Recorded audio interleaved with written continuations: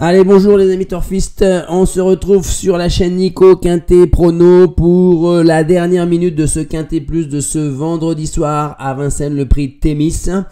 Comme je l'ai fait pour le Quintet Plus de mercredi à Reims, je vous donne un cheval de dernière minute. Mercredi, on a tapé dans le 1000 quasiment avec Gaz d'Ocagne qui rapporte quand même 1,60 € à la place quand on sait la masse d'argent qu'il y avait sur le 16 Gaspard d'Angis. C'est bien payé. Pour ceux qui ont mis 10 €, ça leur a fait 16 €. De quoi rejouer ce jour. Alors, surtout pour analyser et vous donner une dernière minute, on va sur le site PMU Point de Vente. On ne va pas sur le .fr parce que sur .fr, regardez un peu la différence au niveau des masses d'enjeux. Au Quintet Plus, on a que 63 000 € d'enjeu. En jeu simple, on a 10 et 4 000. Alors que si on va sur PMU.fr, point de vente, PMU Point de Vente, c'est tout simplement le réseau en dur, en physique, au guichet. Là où il y a le plus d'enjeux, puisque là, on se retrouve avec plus d'1 200 000 € d'enjeux en Quintet et 64 000 en jeu simple gagnant et 110 000 en jeu simple placé. On va aller chercher en jeu simple les chevaux les plus joués.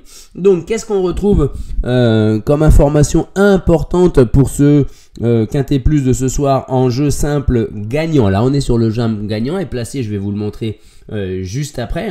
On s'aperçoit bien entendu, et ça ce n'est pas du tout une surprise, que c'est Harlem Debussy qui absorbe une grosse partie des masses d'enjeux, puisque en jeu simple placé il est à 25 000 € et 20 000 € en gagnant sur les donc 25 000 sur 64 000.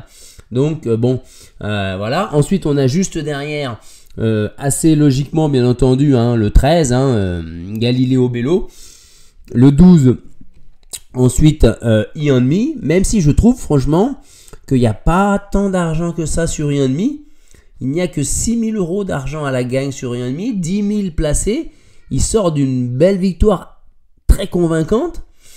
Mais là, il y a une petite note négative au niveau des masses d'enjeux sur le 12. Alors que sur le 13, Galileo Bello, qui se retrouve deuxième favori, il reste sur 4 bonnes perfs consécutives. Même s'il y a eu un petit contretemps au niveau de son entraînement.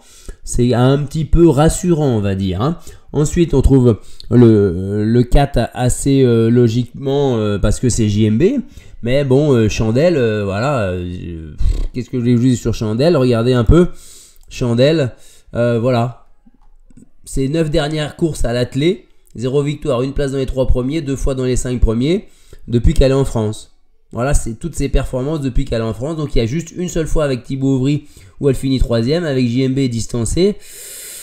Je vous incite à la plus grande prudence avec Chandelle, le numéro 4, qui est sous-coté, bien entendu. Ensuite, on trouve le deuxième atout Bazir, le 6, Brandrock.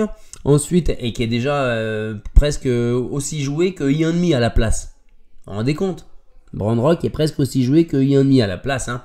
Ensuite, on trouve le 8, Devs Définitif, devant le 7, Hidden Texas. Et le 3, Last Winner, qui est quand même assez joué, avec le 2, Digital Dominance. Et ensuite, on décroche un peu, puisqu'on est avec Eberton et le 10, Fast Time, qui n'a quasiment pas de chance. Donc voilà. Donc, ensuite, on va voir dans les jeux combinés ce que ça donne. En répartition des enjeux joués en premier. Et ben on s'aperçoit que Harlem Debussy, il est dans 45% des tickets de tiercé, il est mis en tête par les pronostiqueurs. En quarté, on va retrouver la même proportion, voire plus, 48,7% où c'est lui qui est mis en tête de tous les tickets.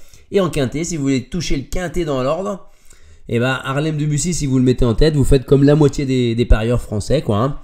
Voilà. Donc, bon.